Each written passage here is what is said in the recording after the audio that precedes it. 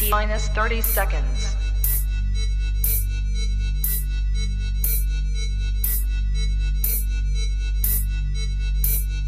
T-minus 20 seconds.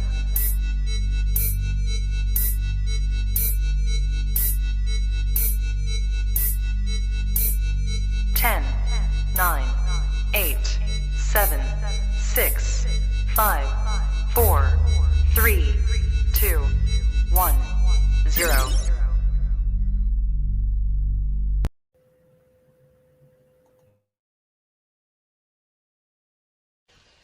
I don't have to tell you things are bad.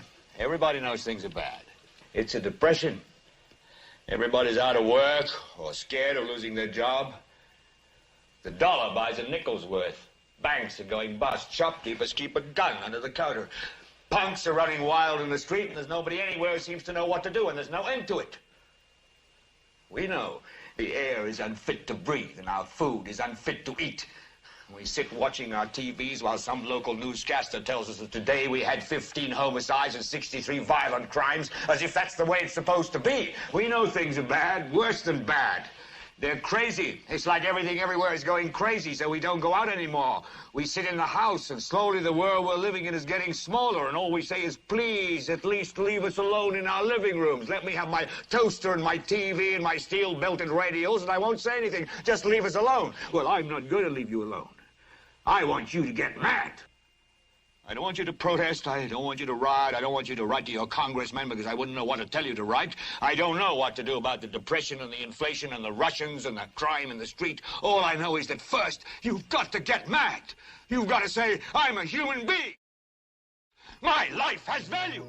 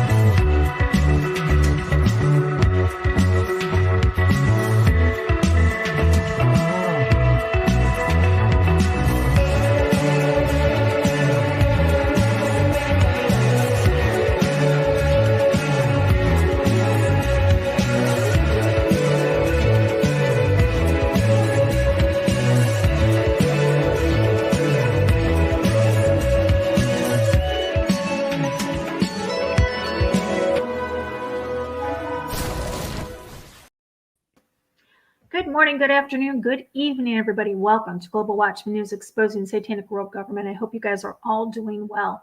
My name is Lori Swan. If you are in the live chat, we do ask that you keep it family friendly. There will be moderators in there to make sure that we stay within the terms of service put forth to us by the platforms we're utilizing tonight, which is YouTube and Facebook. If you're new to the channel over on YouTube, welcome. Take a minute, hit that subscribe button, hit that bell so you know when we go live. If you're new over on Facebook, again, welcome. Hit that like page or hit that like for the page, and please share this video stream with your friends.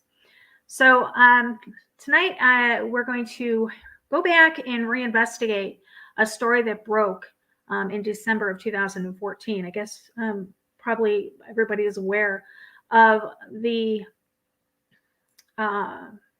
death of the David CROWLEY family.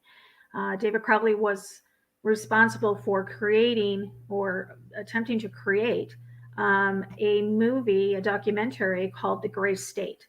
We're going to look at that tonight. We're going to take a step back away from the conspiracy theories that are out there and actually take a look at the facts as they are presented to themselves. They're being presented.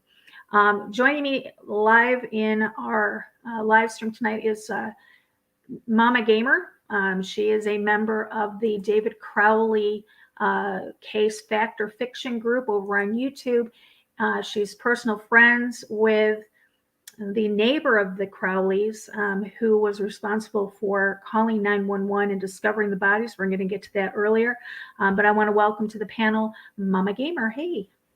Hello, everybody. How are you? Good. Hi, How are Lori. you? Thank you for having me on tonight, Lori. You're awesome. Well, looking at things that have been going on, I just figured, I wanted to give you a voice because you have a lot of information that we talked before we went live. I'm a conspiracy theorist. I'm not even going to lie about it. I like to call myself a fringe thinker. And I do remember the Crowley case. I do remember when it happened. I do remember that response that we all had in the community. And then I do remember, the speculations coming out and the conspiracies growing from there. So this is definitely something that, it's not new to me. I've looked at it through over the years. Before we get started, though, because not everybody is familiar with this case, I'm going to play you guys 2 videos. The first video is actually going to be the news report talking about the discovery. And then I'm going to play you guys the trailer for the gray state. And then we're going to open up discussion and we're going to talk about it. How's that? Let me start by the news. Here we go. All right. And this is your entertainment extra. A beautiful and promising family was shattered on Saturday when police in Apple Valley, Minnesota were called to their home. A neighbor said that he saw 3 lifeless bodies on the front room floor with a handgun nearby. The neighbor had gone to check on the family because he had not seen them since before Christmas, and the doorstep had weeks' worth of packages accumulated on it. When police arrived, they found the bodies of filmmaker David Crowley, his wife Kamel, who is a food blogger, and their 5-year-old daughter Rainey, all dead in an apparent murder-suicide. David was an up-and-coming Hollywood filmmaker and screenwriter who was currently working on the development and production of this film, Gray State.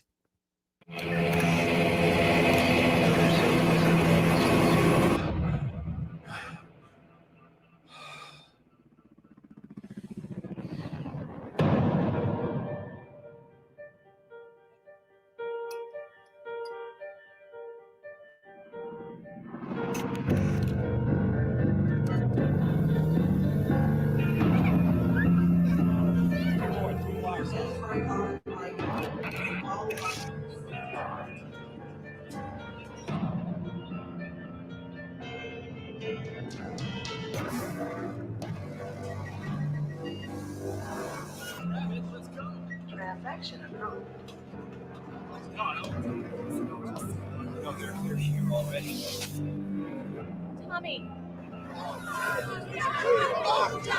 Since last night's declaration of martial law, soldiers are moving in secure key areas. Response to UN presence in Minneapolis.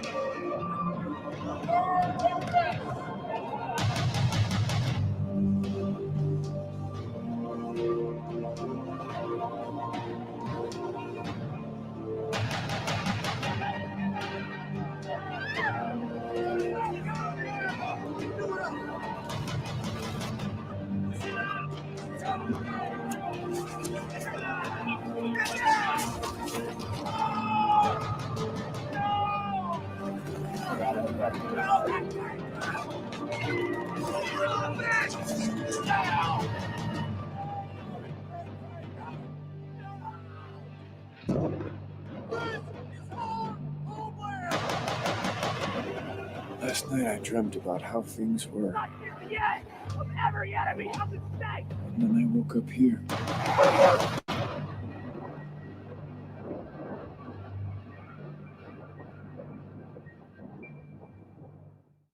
Well, from the looks of that trailer, Crowley wasn't going to make any friends in Washington, D.C. The police have already labeled the events suspicious, and an investigation is ongoing. The question is now raised: who stands to gain from the death of David Crowley? Insiders close to Crowley stated on social media that Gray State was funded to the tune of $30 million. A-list actors had already signed on to the picture, and Crowley was going to be an associate producer and watch his script come to life on the silver screen. The stars seemed to be aligned for his success. Now, the Daily Mail in the UK is painting Crowley as a gun fanatic. They published this photo from Crowley's Twitter account. However, when you look at the whole tweet, you get the real story. All of those guns are airsoft guns, which are similar to paintball guns and not a massive arsenal of assault weapons. Crowley also owned a company that taught actors how to use prop guns in movies, leaning on his 5 years of military service and one tour of Iraq. Speculations abound among his supporters. A Facebook page titled Justice for David Crowley of Gray State now has over 800 likes. Their mission is to see Crowley's film created, and they declare David Crowley did not murder his family. Nobody is buying their bullcrap story. Chilling police audio has now been released, revealing that the backsliding door was left ajar. 2933 Sam 14 for suspicion, 1055 Ramsdale Drive. Cop reporting suspicious behavior next door. Went over to the home to the right of the RP, sees dead bodies inside the house, dog inside, sees a gun in the house on the floor. 933, copy. There's several obviously deceased bodies in the front. Why don't you give us 1033, wait for 34 to get here and we'll make entry. 4933, rear slider is unlocked, slightly ajar. Copy, rear slider unlocked, slightly ajar. As the investigation continues, more questions are raised. Was the back door left open by the murderer? Did the government want to silence him and his film? And did Crowley pose a threat to the Hollywood interests who may have wanted to distort the message of his film? Murder-suicide? Well, the jury is still out. All right, so that kind of lays out the foundation for what we're going to talk about tonight. So now, Christina, Mama Gamer, you let's start with let's start back a little bit, because the way it's being painted, or it has been being painted, is that the suspicious deaths stem from the entire conspiracy-based documentary that David was putting together. But the police and the facts, I guess you would say, surrounding it led the police to decide that it was something other than that, correct? Yes. So the theory is everybody has their own opinion about this story. Absolutely. When it comes to a government hit, where it comes to, many people in the family, friends that was David's from, when he was younger, being blamed for this. And I mean, as we go along, I'll explain more, but it's, everybody has their opinion on it. I honestly, I had my opinion on it as well when I very first came across the story, and I didn't read all the evidence for myself. I looked to others to explain the evidence, and you kind of have to go through things yourself to understand what would happen. And so it's, everybody has a theory, everybody has an opinion, and it's okay to have that theory and that opinion. However, do the research yourself and read, the the evidence, the crime scene. I mean, it's all out there in the open, except for select things that the family chose not to let out. And by all means, they have that right to do so. But the day one journal is out. There's photos. Everything is out there, and you can read it all, and you can determine yourself what you feel about the case. Right.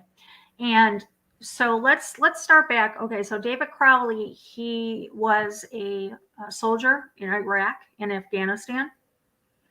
When he returned after that, after his tour, he went to film school, and in 2010 he began writing the script for the Gray State. And during the time that he was writing the script, and during the time that he was preparing that trailer that we saw, he started keeping a journal for himself, right? Well, the thing is, he went to Iraq, and I believe it was either Afghanistan first or Iraq. I'm not sure. Don't quote me on that. I'll have to look back. But he was stop lost, and they sent him back against his will.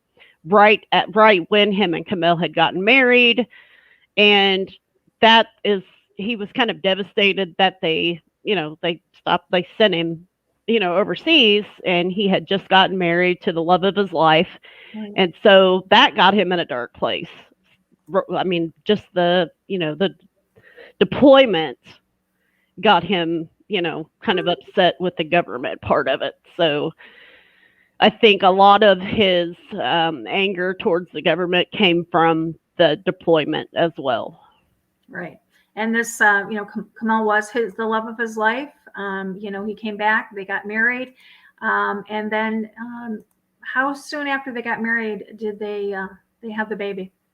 I believe she got pregnant right before he went back. Oh, okay. And then when he came back, I'll have to look back at the notes regarding that, Okay. but I don't know the exact times, but I know it all kind of fell within a short period of time. They got married, she got pregnant, he, got sent off and came back, and he had this, new role on top of being with his wife. So Exactly. Okay. So I found an article. There you are. I found an article in the New Yorker, actually. And this article goes into great detail. It doesn't talk about the conspiracy theories behind the deaths. Yeah, this is a good one. This one is pretty straightforward. Yeah, this is absolutely very straightforward. Yeah. I'm just going to start reading a little bit of this, and we can stop and talk about it. It says, David Crowley began to keep a journal in April of 2014. He was 28 years old. He lived in Apple Valley, Minnesota with his wife, Kamal, and 4-year-old daughter, Rania. I looked up the pronunciation, and there were so many of them. I didn't know which one was the right one. Everybody, there's been several people, but it's Rania. It's pronounced Rania, and they called her Ronnie for short. Okay. The journal was a life report. Since I suspect my feelings right now and nostalgia reflection might be of value, Crowley wrote. By the time he stopped making entries 7 months later, he had inadvertently created a psychological document of which very few examples are known. Crowley had been a soldier in Iraq and Afghanistan. Afterward, he had gone to film school and then started writing the script of Gray State, in which a totalitarian foreign regime conquers the U.S. government and a band of patriots form a resistance. On LinkedIn, Crowley describes the Gray State as a film about the near future collapse of society under martial law. Crowley's engagement with Gray State was consuming. Every little part of this project is me. He recorded himself saying, in addition to writing 6 very different drafts of the script, he made 3 trailers for which he auditioned, rehearsed, and directed the actors, drew storyboards, designed costumes, found locations, got permits, acted as director of photography, overseeing as many as 4 cameras at once, and composed music and special effects. As if inhabiting the world he was creating, he periodically cut his hair in a mohawk and wore combat fatigues and body armor. An actor named Danny Mason, who helped write the first draft, told me that Crowley would take him on hikes through the woods 3 a.m. We'd come into a clearing and he'd say, "See that field, Mason? Imagine there being a convoy there and fires in the distance." So let's stop right there. So we had discussed this. Now, when he came back from Iran and Iraq, he had PTSD, correct? He didn't have diagnosed PTSD. Oh. It was not diagnosed. However, once we get a little bit further into the conversation, Okay. and I know you said that you hadn't read the journal entries yet, but that's all in the journal. And there's a lot of speculation going around saying, David didn't have PTSD. He told his friend he didn't have PTSD. Well, if you read the journals, you can kind of get the feel of David's character and how he was as a person. Very headstrong, very straightforward, very into his work. And we're talking about a man who, who served in the army and who's, trying to build his life for his family. Not a lot of people come out and say, "Hey, I have depression. Hey, I have PTSD." Like, mental health awareness is just now getting to where it needs to be. Back in 2014, you didn't have the exposure on mental health awareness that you do now. So people just didn't come out and say, "Hey, I have these mental issues going on. Where can I go to get help?" So that's very true. In 2012, I was married to my second husband, who was a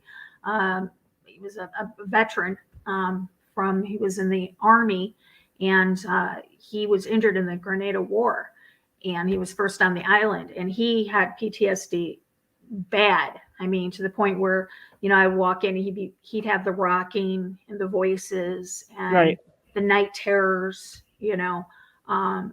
but he was diagnosed. But Right. There's a lot of our troops have come back. I spent a lot of time at the VA with my husband at the time, and I would see a lot of young men and women that just you could tell. You can just tell when they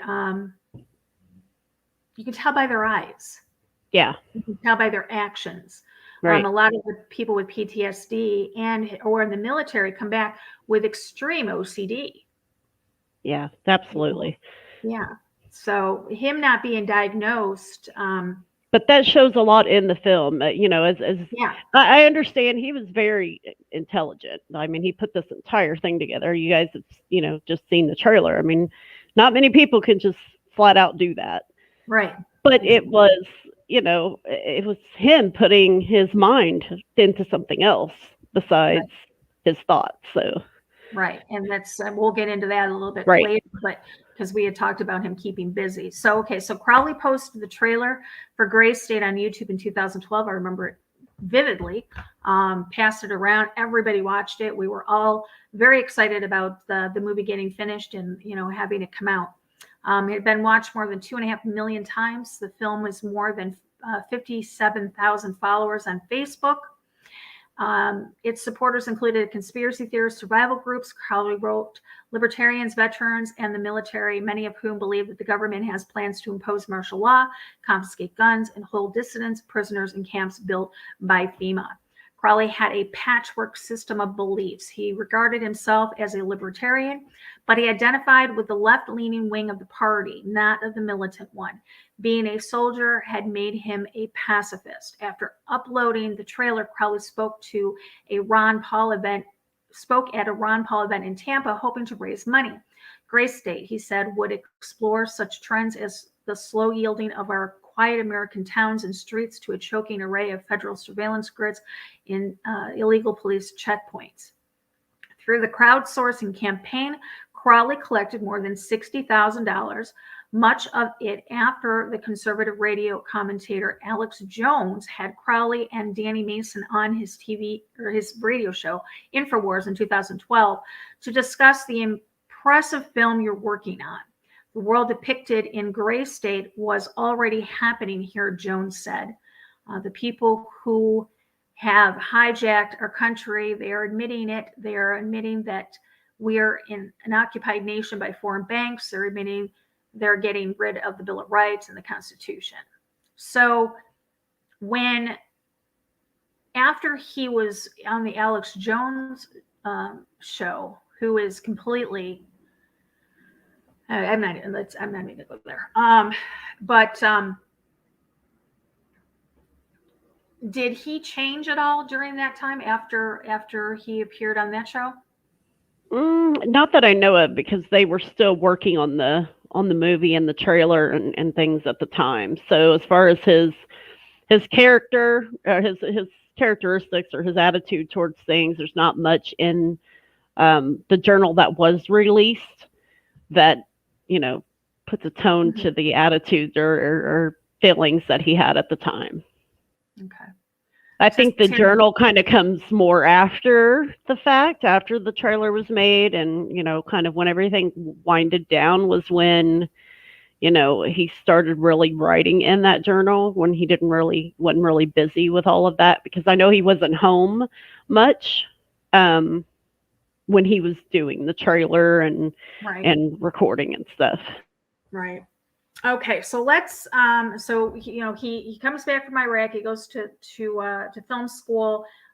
He starts writing this. He starts making, he gets people to help him.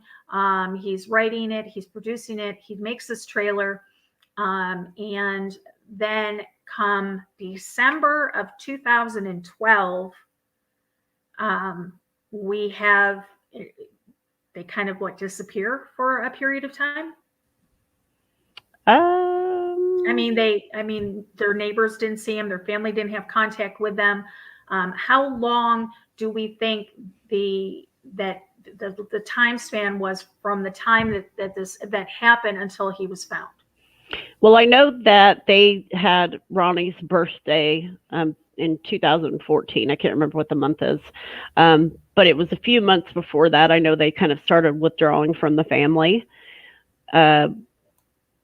And then they had the birthday party for Ronnie. Everybody showed up. And then afterwards was kind of when they started withdrawing from everyone. Right. Okay. And started, not allowing anybody around. And I know Kamel's sister drove, something like 17 hours, and she didn't even get to see Kamel. So. Okay. But I know that it was in 2014. Around it was around 2014 was the withdrawal. Okay. I have not had a chance to read over the entire day one diary journal, but I did bring it up to a point. I did skim over quite a bit of it, and I came up to a point where it starts to get a little weird. Yeah. It's like I said, it starts off, he's, trying to change. He's trying to do better things, trying to work out. Yeah. He was pretty upbeat. He was in a good mood. He was optimistic about his life. And then slowly you can see the decline until I have it set here for Friday, October 17th, 2014. Right.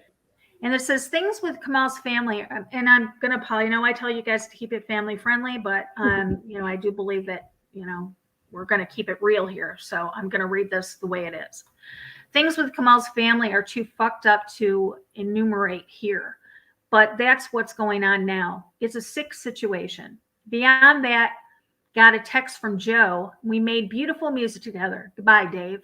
This pigeon head is butthurt. I haven't responded to his texts. He's a single asshole living alone with no job, family, or possessions.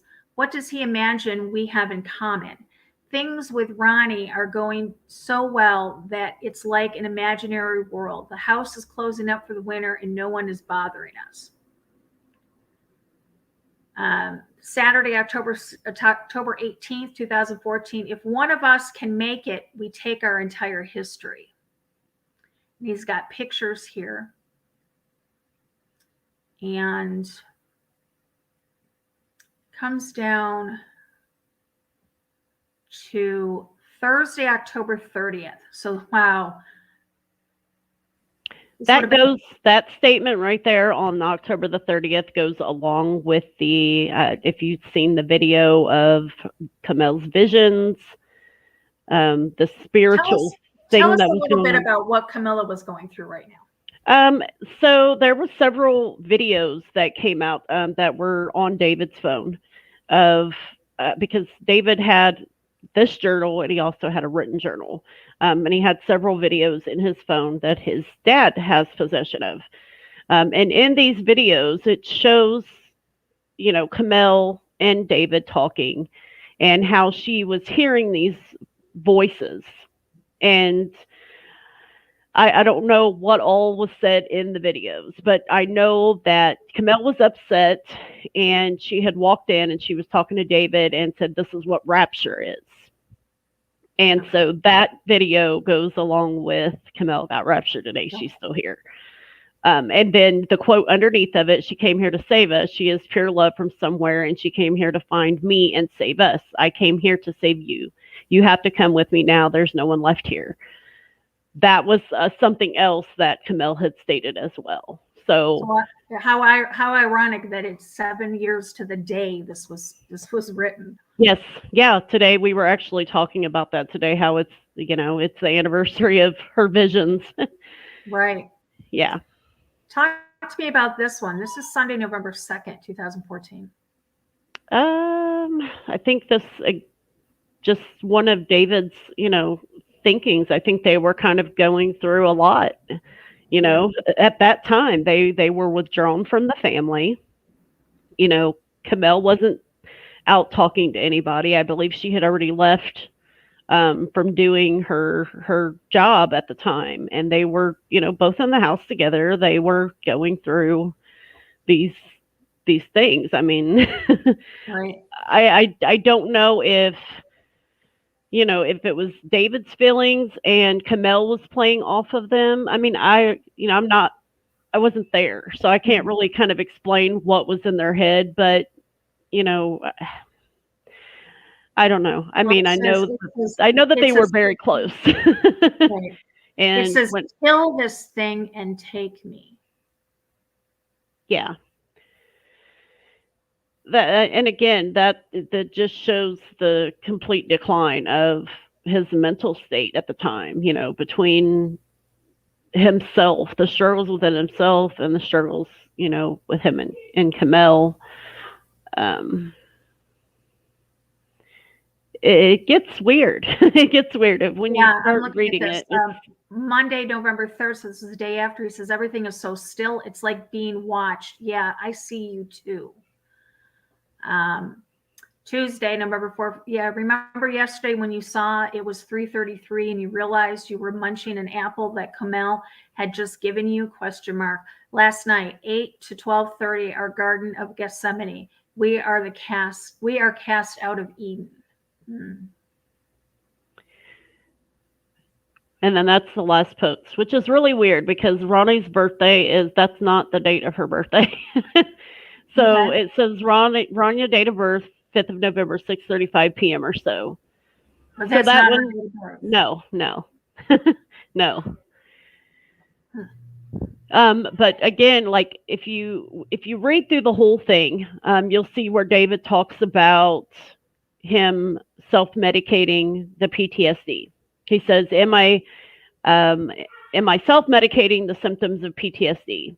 He talks about the marijuana use. He talks about the shrooms. He talks about absinthe. And that's in several different areas of the journal as well as his Facebook posts, absinthe while edit. And then there's one where he was up for, days straight when he was writing this script out to send to the mics, as he called them, the producers that were going to do the Gray State. So there's several different things in the journal, and I don't know. You would have to read it all to understand some of the things he says when he's talking about, this existential fetal position. It's mentioned several times. He, quote unquote, says a lot of things about his daughter. He states that she is, excuse my language, because I know you're family friendly, but again, it's, we're gonna forego that for us, because I want to keep it real. I want people to get right. the exact quote. So right. He did speak of his daughter in not very favorable terms, right? Right. Well, he called her a pink shit. That kind of ruined him and Camille's newlywed life. This was an unplanned. He was stop loss. He was deployed. He came back. He didn't have this newlywed life with his wife because, here's this baby. So he has to be forced to wear this new dad smile. And this isn't my words. This is David Crowley's words. He's forced to wear this new dad smile. And that all he wanted was time to spend with his wife. And here she is. And he's upset. He's angry. And he still feels this way 6 years later, is what he says. Right. So he was resentful from her from the start. And I'm looking at the pictures, and he puts, if you didn't know what was the words that were written, you would think this is just a normal family. Yeah. But the words they're very, she was called a sis. There's a video where she's downstairs crying, and David, slowly opens the door. I mean, I don't know about you, but I have kids, and if I hear my kids crying, especially if they're in a basement, I'm going to go running. Yeah. I'm going to go console my children. And he just kind of, opened the door really slowly and looks in there. And it's like, where's the consoling? Mm-hmm. He wasn't very nurturing to her? No, hold on just a second. Sorry. Okay, and I'm going to put the link in the description area below for you guys to read. Go through the journal for yourselves. I always put the links in. Whatever links I pull up tonight, I will have it down there for you guys to do your own research on it. Just looking through here, and what a cute little girl.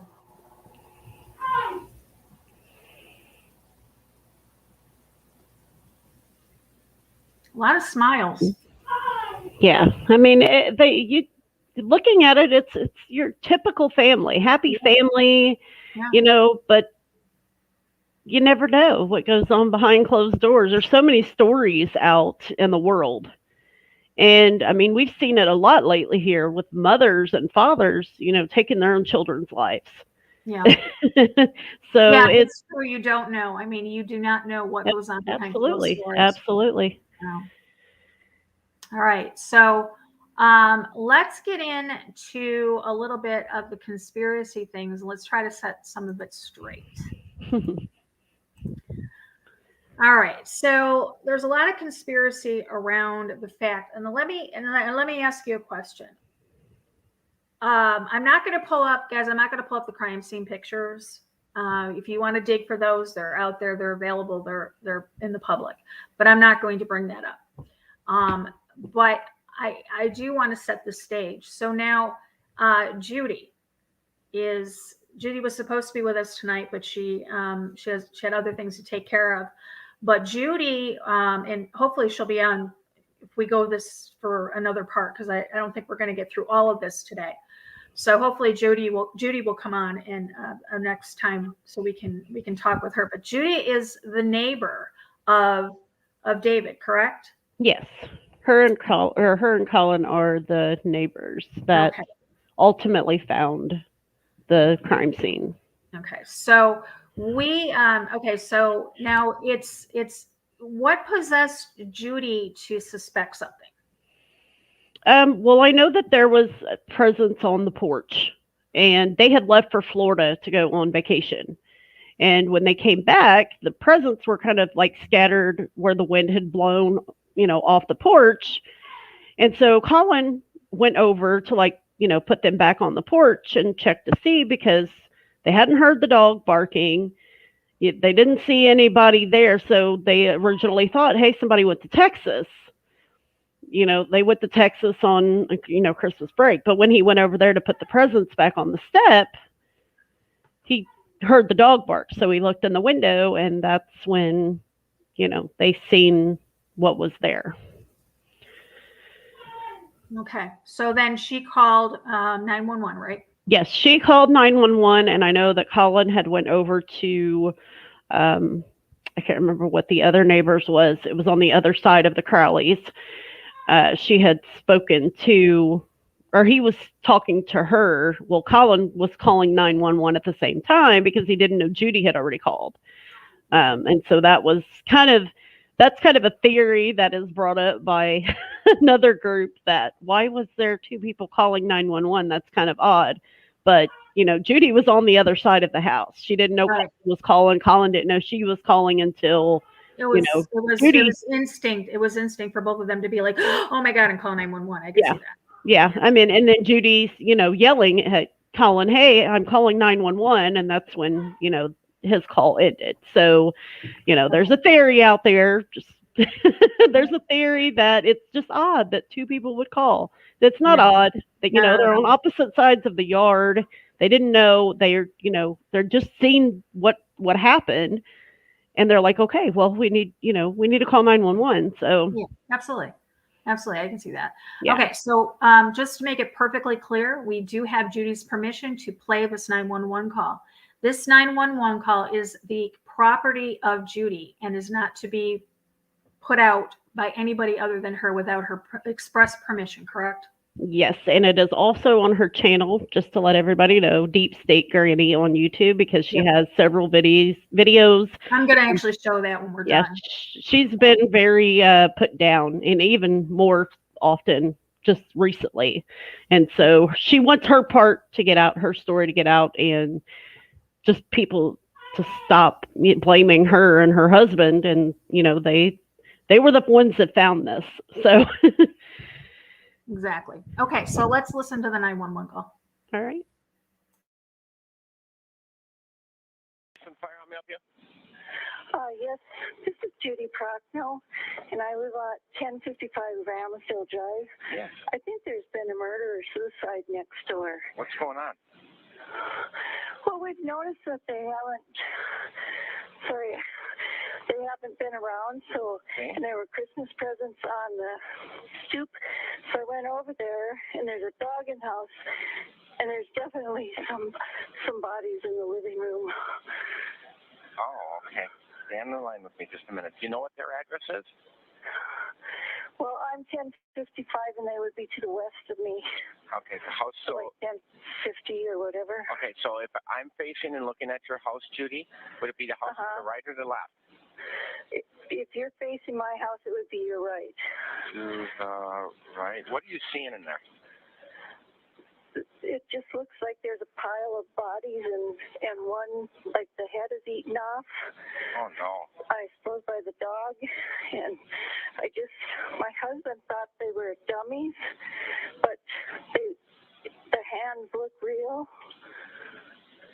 And they would have been there since before Christmas. Okay, and so you haven't seen... And all their Christmas lights are still on in the house. And my husband said he saw a gun. On the floor? Yeah. Okay, stay on the line with me just a minute, please. It'd be a husband, wife, and child.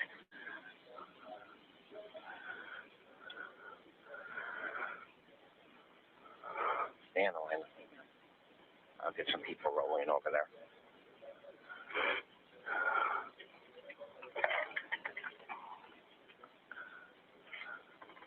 You saw Christmas presents? Colin, I'm calling 911. you saw a presence inside the home too? There's presents on the front step, and they've been there since before Christmas.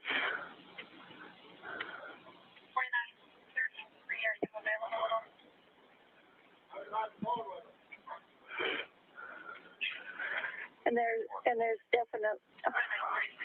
I just peeked in the front window, and it's gross. Colin, what's their address? 1051 Ramsdale Drive. Okay, Don't look in the window, Lorraine. 1051 Ramsdale Drive. Okay. Right. And you said Lorraine, that. don't look in there. No. So it looks Don't look in there. looks like multiple bodies inside. Yes. And it looks like the dog may have been. Yes.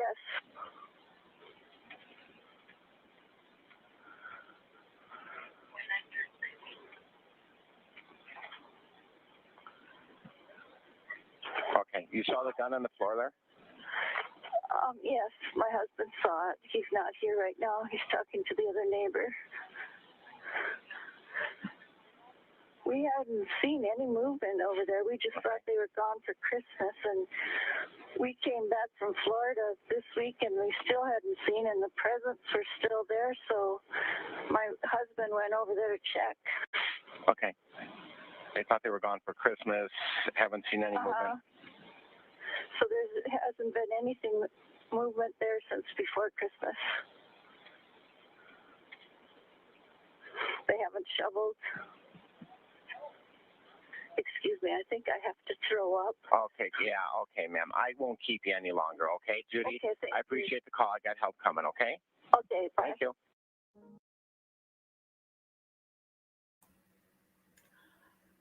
Wow.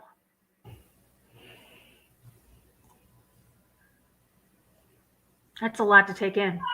Yeah, I mean, imagine being in that situation and, you're just going to check on your neighbors to see if they're okay. And that's what you see. And you can tell her voice, it's cracking. She's an older lady, and words aren't going to be perfect when you're standing there watching something like that. And this poor lady and her husband have been dragged through the mud. They've been blamed for murdering them. They've been, threatened with their lives. Her kids, her grandkids have been threatened. That doesn't surprise me in the least.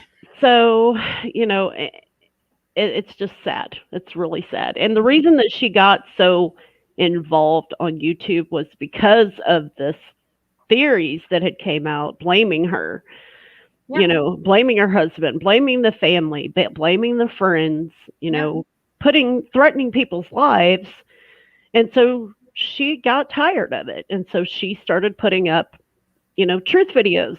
Here's the evidence to prove this. This is what this means. And so we have several channels like this that, have different things on them. So, okay. This is Deep State Granny. You guys can see this is the 911 call here, and she has several other videos on here talking about it. Okay, so 911 was called. They come and they find the 3 bodies. Somebody had mentioned in the chat room that there was something written on with Kamel's blood on the wall. Yeah, in the police reports, it was Allahu Akbar was written on the wall, which is a statement. Allah meaning God, and Allahu Akbar means God is the greatest, or God is great. And that's Islamic, correct? Yes. Okay. Was his wife or him a Muslim? I believe Kamel was of Muslim faith until she married David, and then they had went to the Christian faith. I don't really know about their religious backgrounds, but I do know that Kamel was Pakistani, and so she grew up with the Muslim faith. So right, exactly. Yeah, somebody had mentioned in the chat room, it makes me wonder why the dog was left alive. Now, so the dog, it's okay. Do we have any idea through the forensics and the police reports exactly how long? Do we have a time of death for them? I'm not quite sure on the time of death. I know that they said it was like December, it was Christmas Day, basically, around then, like the day then. But I know that some of the neighbors heard gunshots one day and another neighbor heard another day. And so that was led to believe, David had killed Kamel and Ronnie and then, walked around the house, which is, the footprints, the bloody footprints in the house and the blood on the wall, and then, ultimately took himself. And so, but as far as the time that they were there from December 27th until I think it was January 13th, don't quote me on that. I don't have everything in front of me, so, and I'm old. So my like dates and stuff I'm not good with, but yeah. But they were, it was a good two weeks plus. Okay. It was 3 weeks, I believe it was, that they were found. And so the dog was still alive when they were found, correct? Yes, the dog was still alive. Obviously, we're not going to get into, I don't want to get too graphic, but you guys can gather from the 911 call, listening to Judy talk about the condition of the bodies and the fact that the dog was still alive, what happened. So you guys can piece that together. Right. So, okay, well, so let's get into the police, because I want you to kind of start debunking some of the conspiracies around this. So what is the conspiracy side saying, and how can we debunk what's going on? Is because you have the autopsy report and you have the police reports, correct? And the police have ruled. What was the final disposition on the case? Okay, so the case was ruled exceptionally cleared. The investigation lasted an entire year. There's a theory out there that they ruled this a murder-suicide within the first 24 hours, and that's not true.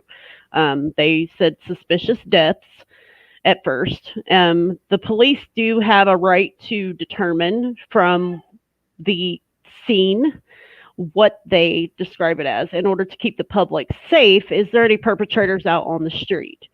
No, there's no forced entry in this house. There's no DNA evidence that proved that anyone else was in this house. The gun was laying beside David's hand. The only people that there's evidence in that house are of the CROWLEYs themselves. The back door, according to family and friends, this back door had been broken since they moved in. Not broken to the extent where it would just come open, but it didn't latch. And so the slightly ajar is like the half of my, pinky fingertip is what we're talking about when it comes to the amount of, Paleo couldn't have gotten out of that door. He couldn't have even stuck his nose in between the metal. But that was the slightly ajar statement.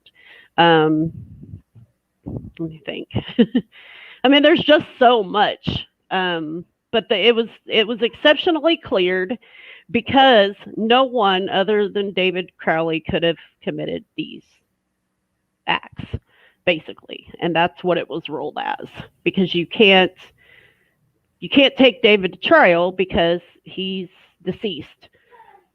And so just like the case that, just happened, Gabby Petito and Brian Laundrie, the case it would be ruled exceptionally cleared because the perpetrator, the only person of interest, is deceased. So they can't charge you, but that doesn't mean that they're innocent. It just means that they can't charge the person who did the crime. Gotcha.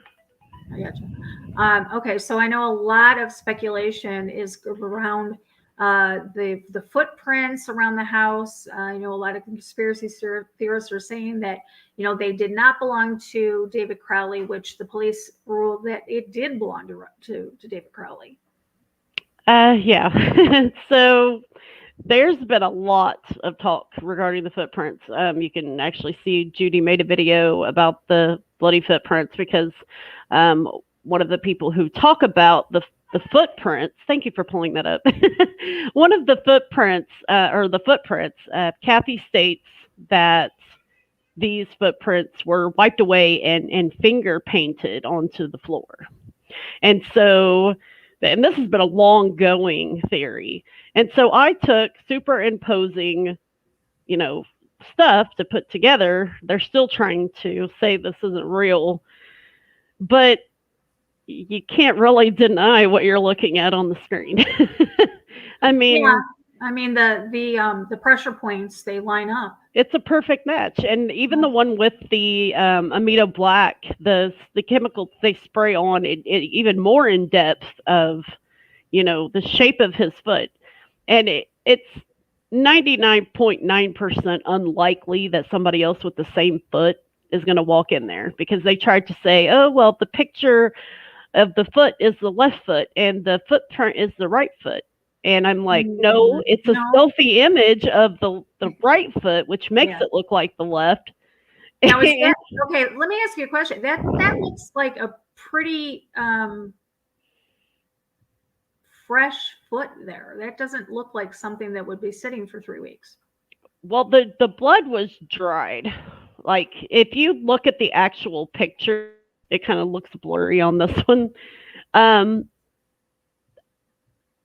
I mean, how long the footprint sat there, I don't know. I'm actually talking about the foot itself. Oh, the foot. What do you mean? His foot? Yeah. Oh, that was in the day one journal. Oh, okay. Yeah, right. Okay. That's the weirdest thing about it, is he took a picture of the bottom of his right foot, and there was a bloody footprint of his right foot on the floor. Oh, I see it right here. Hold on a minute. I'm going to switch it over. Yeah, it's in the day one journal. That's where I pulled that from. I got it. Give me just a minute here and pull it back up for us to take a look at. Here we go. Wow. That's what you're talking about? Yes. And so if you look at the way he's holding the phone, I don't know if you watched my live the other day. When you take a selfie picture, you're going to hold your phone up and push the button in front of you. Like if any of you guys are, know how to do selfies, you hold the phone up.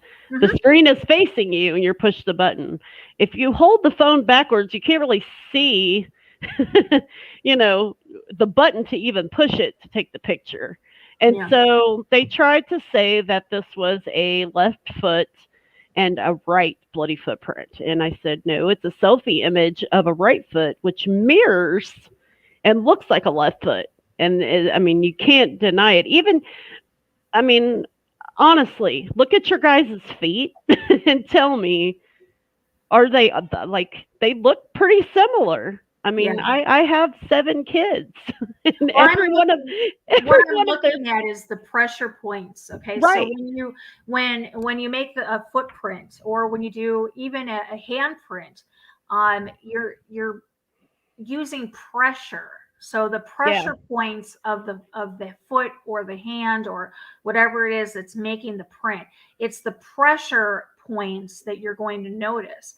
And looking at it, I'm looking at the first toe, the big toe, and then the second toe next to it. And on the second toe next to it, you have the pressure point from the ball of the toe along, and then right after the knuckle, which is exactly how it would be if you were, to, put a footprint down on the floor. Yeah. You can see the pressure points from the ball of each of the toes. They match up perfectly. And even the bottom of the foot. Yeah. Okay. Yeah. Like I said, the amido black one looks even more, Now, to sit there and, I can see how it makes for a better story for people to say, look at, this guy was making this type of video. This was the topic of the video. This was the genre of the video. I could see, this was what got him killed. This had, but let me just ask you, has any other DNA other than the CROWLEY family been found in the house to date? No. The only DNA, inconclusive DNA that was done was the bullet that rolled out of the carpet after the cleaning crew had been there. And that was the bullet that was supposedly had killed Ronnie. That's it. That's the only bullet that had any other source of DNA, and that was because the scene had already been contaminated by the cleaning crew. That's it. Every other bullet in that house either contains David's, Camel's, or Ronnie's alone, or there's together. That's it.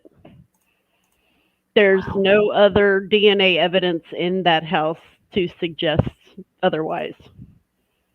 Wow. And that's that's what I've asked other people.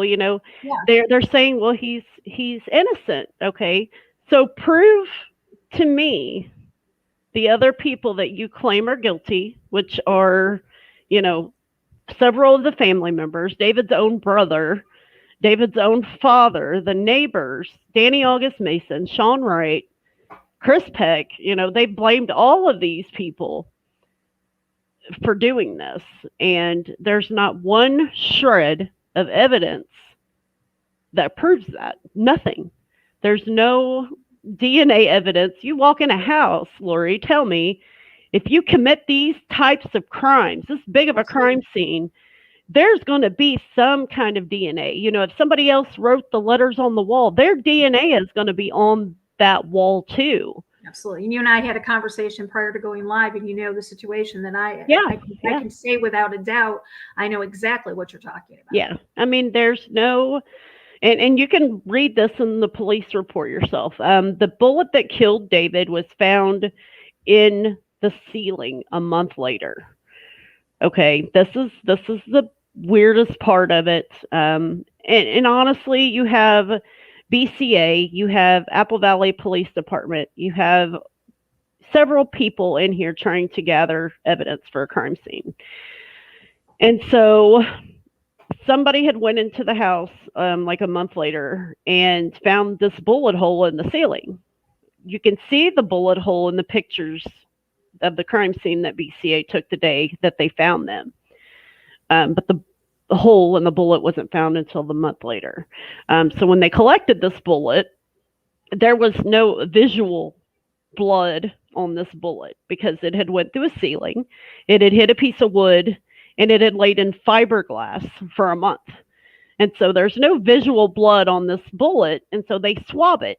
So the bullet is item 57, and the swab that they swabbed it with was 57-1. The swab contains David Crowley's DNA. Okay. And that was the ultimate bullet that killed David. People tried to say that somebody went in there, somebody shot a gun. That gun was locked in evidence later. Bullets were locked into evidence a month later. A gun has a certain mark that it makes on every single bullet. And so they compared the bullet that they found to a bullet that they knew was shot from this gun, and it was an exact match. So nobody else could have shot that gun because that gun was locked in evidence a month later. Like between the time that they, found them, from a month later, it had already been sitting in evidence locked up, and nobody getting to that.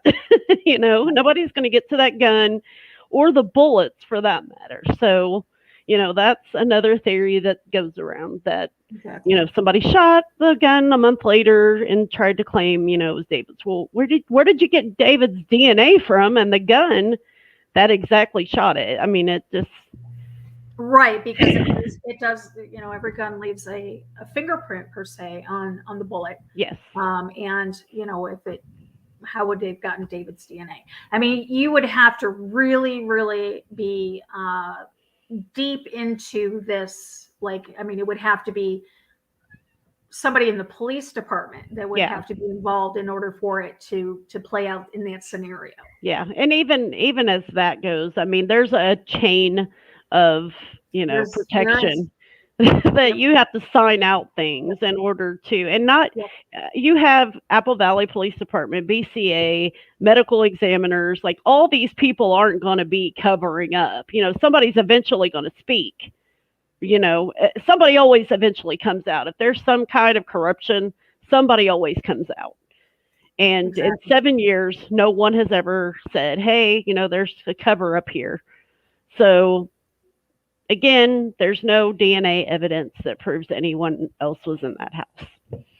Right. And like I said, we've talked, before, and, I know I have firsthand that it does take a while when they send off, DNA to the forensics. It takes a while. They can only send off so much at one time to the FBI lab in Quantico. And then they have to wait for that to come back, and then they have to send another batch. So it can take some time. But if there is no DNA outside of what is there, you could send that forensics all day long, and it's not going to come back as anything. Yeah. So, again, that would lead a person to believe that either this was a professional hit or the DNA in the house was the DNA that belonged there. Right. Which would be him, hers, the child, and the dog. And the dog, like you said, doesn't have thumbs, so the dog didn't do it, and the little girl didn't do it. So that leaves him or her. Right. Well, her blood was on the wall. And her blood was on the wall, so she didn't, so that by process of elimination, that ultimately leaves David as the person that right. And you have the footprints. When you sit down and you read all of the evidence and you put it all together, there's no denying it. Unfortunately, it's very sad. They were a beautiful family, beautiful little girl. They had a lot going for them. Absolutely. But unfortunately. But again, we don't know what was going on behind closed doors. Exactly. All we have is a, luckily we have some sort of a window into his personality and into his mindset at the time through his writings, through his videos. Right. I do want to continue and do a part 2 of this where I will bring in the crime scene pictures. Hopefully Judy will join us at that time. I don't know if she doesn't like to look at the crime scene pictures. She doesn't. She's very against that. As far as like. No, that's fine. But at some point, I just wanted, this was going to be like an opening thing, right? To bring this to the table on this channel. And, we're going to continue to hopefully get other people to come in and talk about this. Absolutely. Because there are many more people besides you that have extensively researched this. Yes, definitely. There is, you have several groups on the internet. You have, people on the outside that don't do Facebook. They do YouTube only, or they do Twitch only. There's so many people that have an opinion or a theory into this case. And I honestly, I would love to hear all of them, because it is a very interesting story. But once you get down to the dirty facts, that's it is kind of what it is. But I encourage all of you to go read the Day One Journal. I believe you could just Google David CROWLEY Day One Journal. I'll put all the links in the description, right down to your channel, Deep State Granny's channel, so they can look at those videos as well. I'll put the link into the Day One spreadsheet that's on there. I'll also put a link into the 2 articles that I found, and also the video that I played at the beginning of the show, so you guys have that information. And also it has the trailer on it, so you guys can take a look at that. As with everything, guys, I always encourage you to do your own due diligence, do your own research. Don't take the word of anybody. Yes. All of this information is out there, public. And if you are truly interested and you truly are,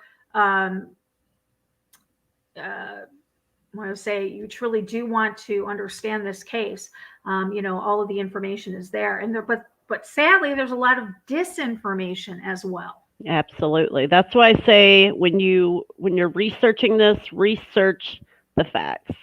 The police report, the Day One Journal, the actual crime scene itself. Don't take anybody else's word for it. Read the research yourself. Don't even take my word for it. It is what it is. I know, because I've read this stuff. I don't know everything.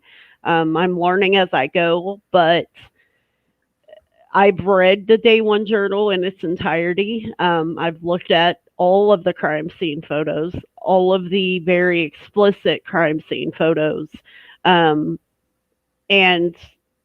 they're out there. And so if you want to do the research, it's there for you to do. Right. Yeah, but let me ask you a question, because there is so much disinformation out there. Do you think that people I try not to believe that people purposely put out disinformation, but I know that there are people out there that do that. But do you think that the people that are putting out this disinformation and steering people to the conspiracy part of it just really want to validate David's work that bad? To be honest, I think when they very first started researching the case, I think they were in it for the good.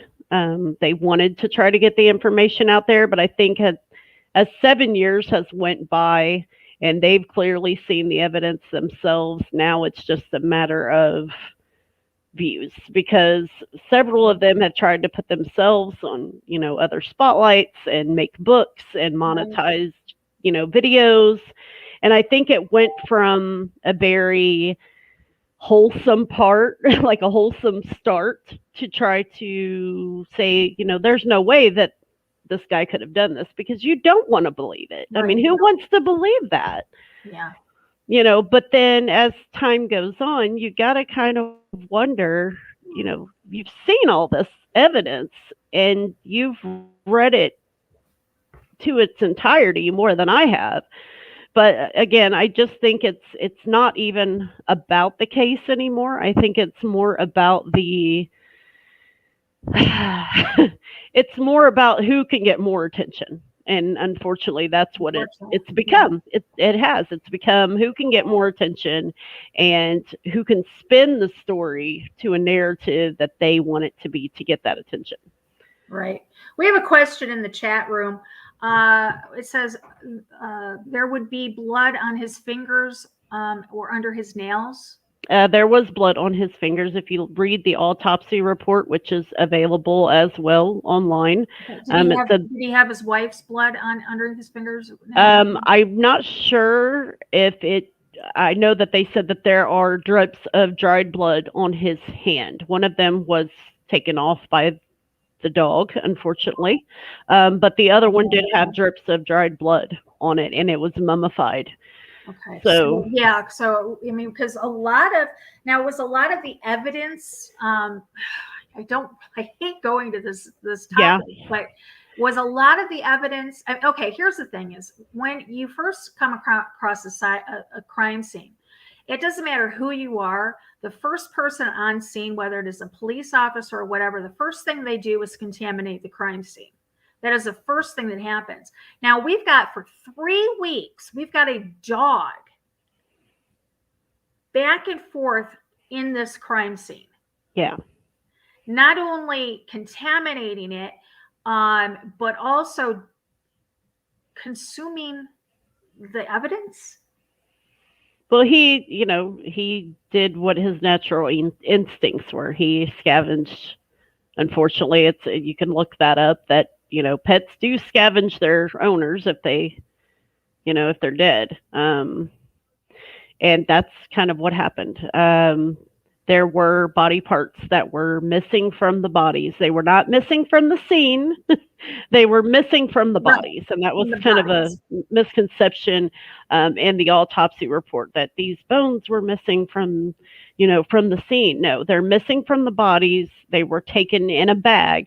And it says that, David's hand was placed in an evidentiary bag and sent with the rest of his remains to the coroner's office. So they weren't missing from the scene. They were just missing from the body. And that was because, the dog, and of course, again, it's animal instinct. He's part wolf. You have cats that are part tiger. Any animal is going to scavenge whatever they can. And the dog was actually on a raw diet. So he was programmed to consume raw meat. Well, no, he ate dog food, because I know that they said that there was dog food in the house. But then again, I'm going to ask anybody who has a pet out there to take a handful of dog food and take a raw steak and see which one your dog's going to grab first. It's definitely going to be that steak. Exactly. So, it's Well, I know there's been studies.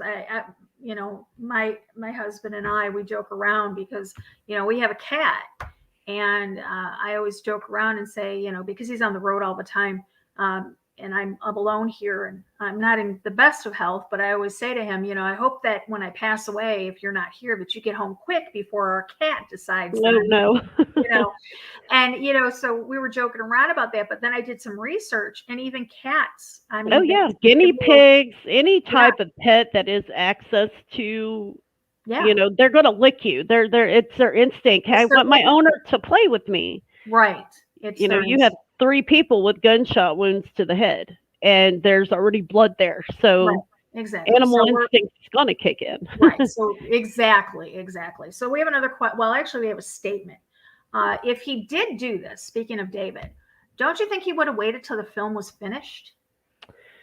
Okay, so let me explain this because there was a misconception in the video that was played at the beginning. So David had a conversation with the Mikes, which were the producers that were going to ultimately help him put this film out. They decided that they were going to do a series instead of a movie. And, they said David was excited about this or whatever.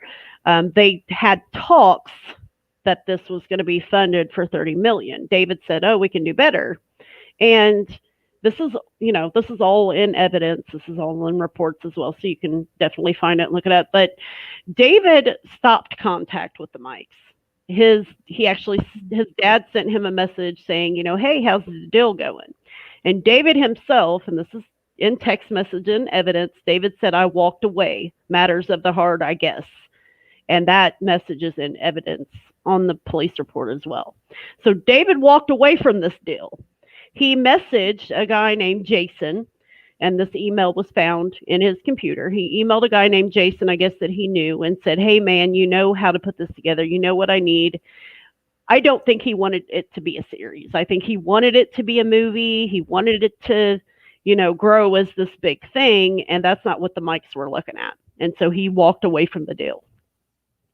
So when David walked away from the deal and never emailed the Mikes back, because Mike Baggio is even on an interview stating, David didn't respond back to these emails. Jason Allen didn't respond back until after they were deceased. So David had wrote Jason Allen in email like early December. Well, Jason didn't respond until January 19th, I believe it was, after the bodies were found. And so, that's the whole thing with the deal with the film itself, because there's a lot of misinformation out there regarding the film and that he had this contract and that he had this $30 million. No, it was in the works. He had been to LA to speak to the Mikes, I think twice. And then they ultimately, again, said they wanted to do this series. They could get about 30 million. They were going to get these actors. You can look up Mike Baggio's interview on YouTube as well. And he talks about it, I believe, with Dan Hennon. He talks about the interactions that he had with David, and then how David kind of stopped responding to that. I remember watching some sort of it wasn't the trailer, but didn't he do another? He did like a behind the scenes. Okay, so the Rise, Grace State, the Rise. After the bodies were found and the hard drives and everything were given back to the family, the hard drives had instructions to put Grace State, the Rise. It can be found on Vimeo, I believe. Yep. And that is the raw cut to the script, Grace State. That's what David wanted put together. That's the instructions from what is said. That's the instructions that was left, how to put it, set it up, and how to put it up. And that's what was put up on Vimeo. Okay. Yeah, because I know that it was a lot of people so in the community after the Gray State, The Rise was released, that was when a lot of speculation came to the forefront saying that this proved, there's that word again, this proved that the people that put out the finished product, and I'm using air quotes, the finished product there, that had David's hard drives, that was motive, or could have been construed as motive to kill David over. That they wanted to cut David out of the deal completely and release this on their own. Well, I can say this. If they wanted to take this film from David and what he had made, don't you think they would have taken it from the crime scene when they killed him? Why would they leave it there to be put into evidence? Exactly. You know, Exactly. and The Rise was it was a raw cut to, there was 3 different scripts of the Gray State. 3 different scripts. And you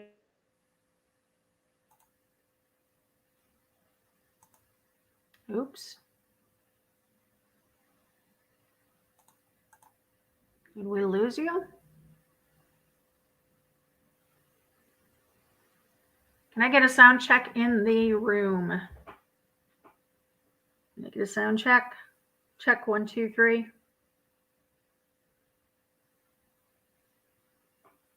Can you guys hear me?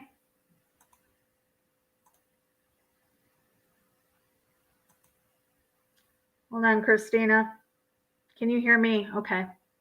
Hold on. Let me message her real quick.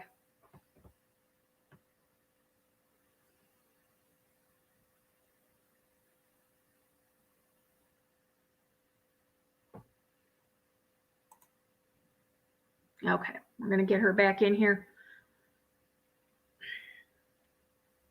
Okay, I got you.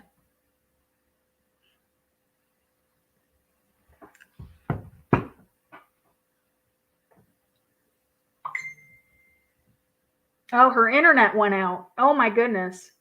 I'll go figure. Okay. Okay. She's gonna reboot her internet. Wow. Okay. Again, I'm gonna put all the links in the description, guys. This show tonight, this live stream, is just to get our feet wet on this. The next one, if I can get Judy on to talk about the 911 call and what she found, I will do that first. Then for part 3, we'll come back and we will actually have the police report, the crime scene pictures, and we'll actually start digging into this case and look at it from here she is. Okay, sorry about that. I lost my internet connection. It's like, you've been disconnected. I'm like, what? Go figure. Yeah. Okay. I was just telling everybody that, this show right now is just to get our feet wet. The next one, I want to have Judy on, talk about the 911, and then after that, I'm going to gather up everything, the police reports, the crime scene pictures, and I want people to come in and I want people to look at this, and I want you to do it looking at it with a open mind. Don't come in with any preconceived notions of it be a conspiracy, of who he was, what he was doing, what could have possibly. People need to look at just the facts, because the facts are what is important, not the opinions and the twisted narrative of their people. Yeah, and I just wanted to answer Linda's question. She said the pros could have put the blood there. Then their DNA would have been there. If somebody else was in that house and they, touched that blood, then their DNA is in skin cells, DNA is on hair, DNA is in saliva, it's in every part of your body. Just somebody walking through the house would have deposited some sort of skin cells. Yeah. Believe me, over the last 3 years, I've learned a lot about forensics and a lot about what happens with crime scenes. And I can tell you guys that, the science behind it now is so advanced that if one hair were to fall off your head while you were in a place or in a crime scene or someplace, they will find it. Yeah, definitely. So I mean, she said, hold on. She said not to be gross, but I'm sure he didn't want to eat his own family members. Dogs are very loyal, and I'm sure he protected them as long as he could. Okay, so please research animals, pets who eat their owners after they passed away. Dogs have feelings. They know you love them, they love you back, they're going to protect you, but again, they still have those animal instincts that are going to kick in irregardless. and their dog was part wolf, right? Well, I mean, Paleo was a beagle, I believe. So, I Oh, mean, I'm just saying in okay. general, All right, I see. Okay. dogs are, I see what you okay. part wolf. That's what I meant Okay. by that. I misunderstood. I misunderstood what you You're said. good. Yeah, that's true. So, and you know what? He wasn't in. What do I want to say? He wasn't with his deceased family for only a couple hours or a couple of days. Yeah. We're talking about weeks here, guys. Yeah. Weeks. Yeah. Okay, so I know one question that was raised had to do with the dog. How is the dog getting water at this time? Okay, so when you're we just actually looked this up yesterday. Judy posted it in the group regarding the raw diet for animals. Yes. If a dog is on a raw diet, they have that that liquid content to sustain them for longer. There was an open toilet. There was a water cooler, and we've went through to try to see if dogs can push on them little things to let the water out, and there's videos of dogs doing that, but we don't know if there was a water bowl in the basement, or if there was a water bowl in the kitchen, or if there was a water bowl in the bedroom. There's not pictures of every nook and cranny in the house. There was pictures of what was important, and again, the toilet downstairs was open. He had access to that. He had access to the upstairs one. He had access to a water cooler.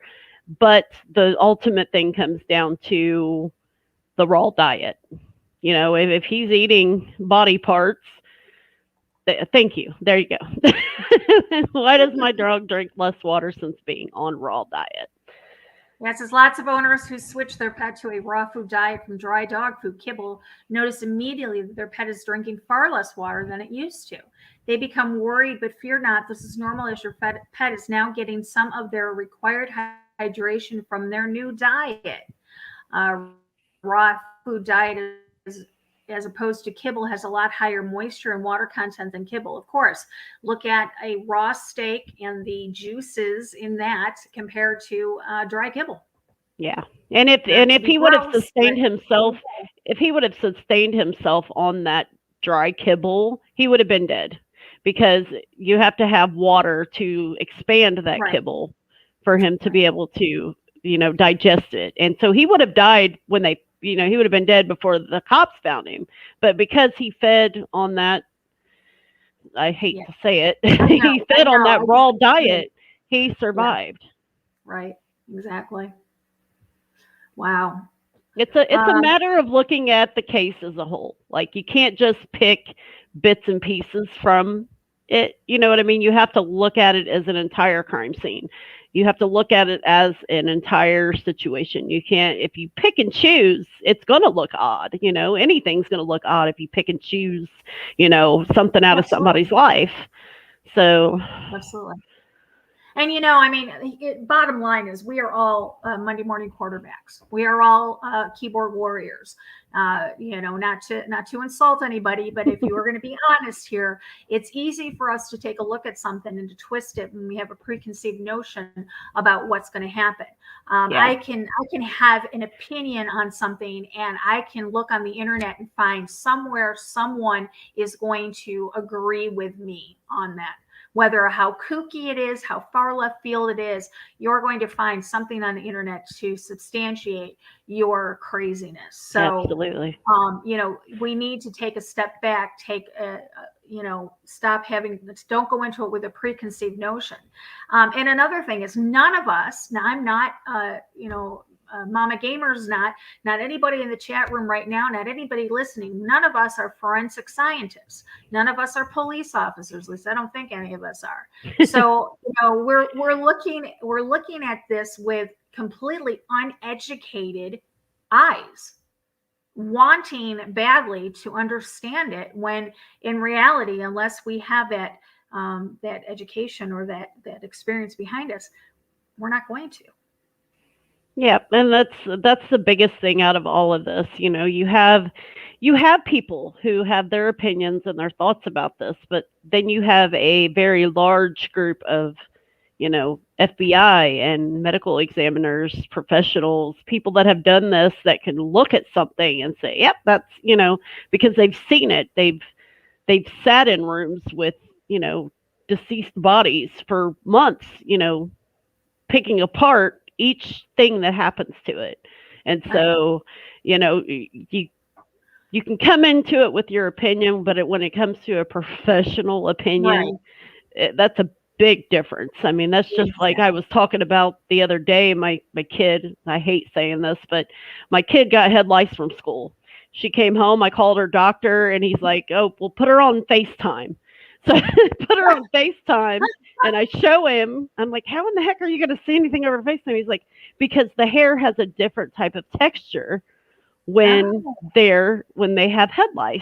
Okay. And so he could tell that my one daughter had it, but the other one didn't have it. And I'm like, just call in the daggum shampoo.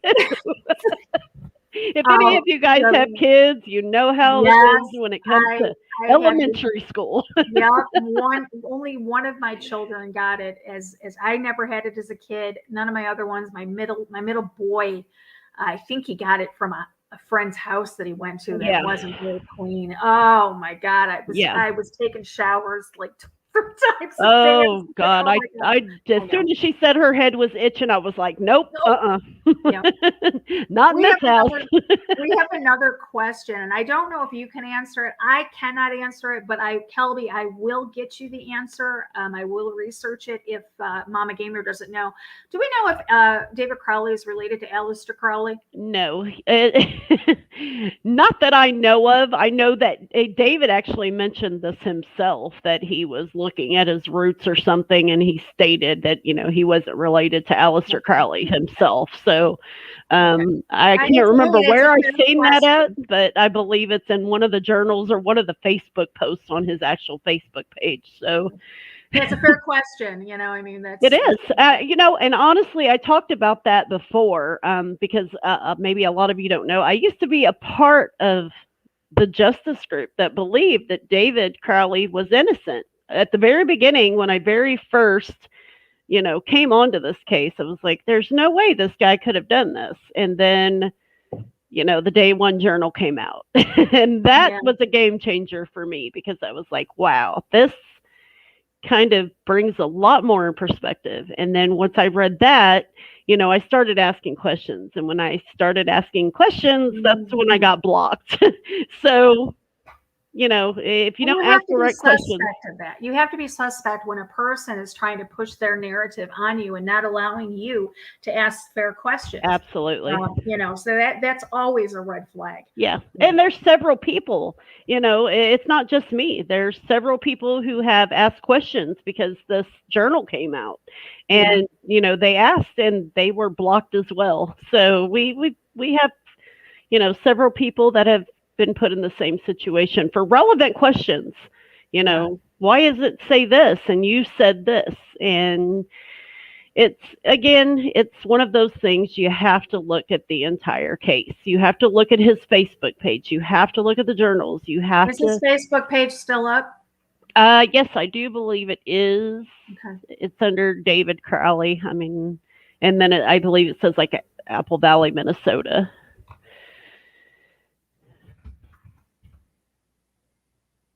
Okay, there we go. People. Milwaukee. No, it would be Minnesota. I think there's a picture of like the sky or something. Hold on, let me see if I can pull it up and send you the link.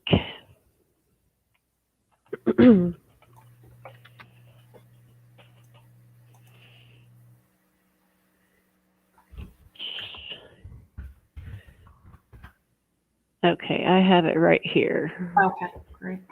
Hold on, let me send it over to you real quick so you can pull that up. Paste. All right, there you go.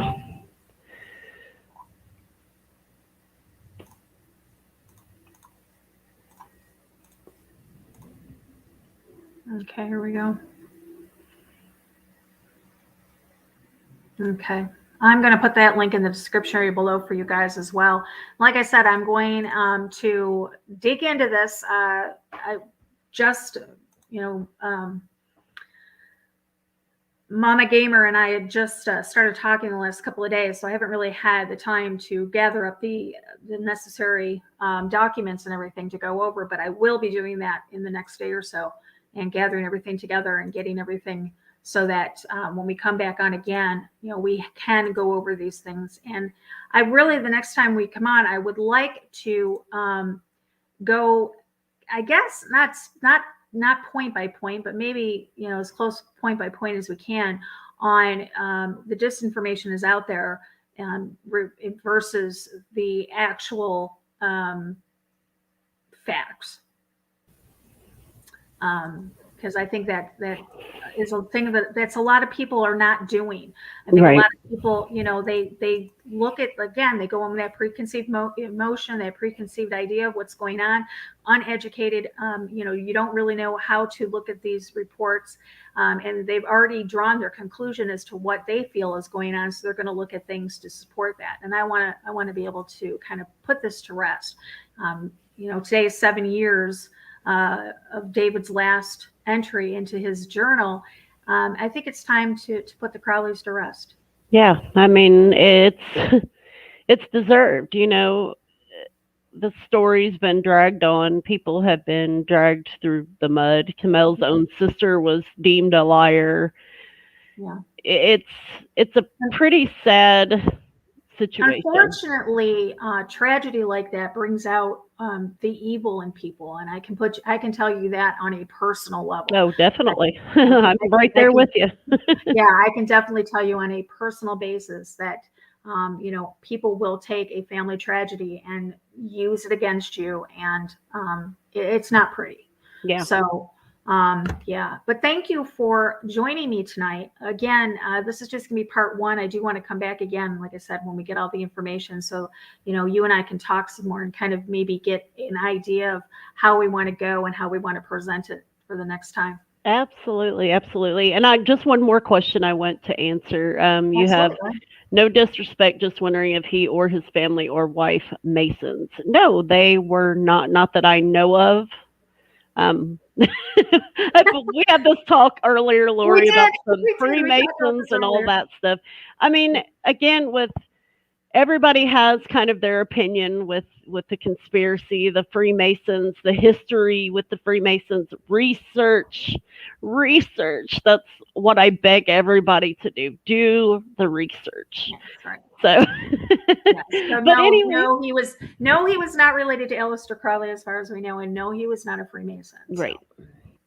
Because I do want to actually, that will play into probably the next one, because I know that there's a couple of scenes in the trailer that people have said, oh, this is why we think he was killed. Right. And one of those is from a Freemason point of view. There's one scene in there where the Freemason, the executioner, Freemason executioner. Yeah. So thank you so much, Mama Gamer. Well, thank you, Lori, for having me on. All right. Again, I'm going to put all the links in the description area below for you guys to take a look at this. Again, we'll be back hopefully in the next few days, and we can present the next phase of this. I want to thank everybody for joining us. Thank everybody in the chat room. So we will see you next time. Until then, remember, guys, eyes open, no fear.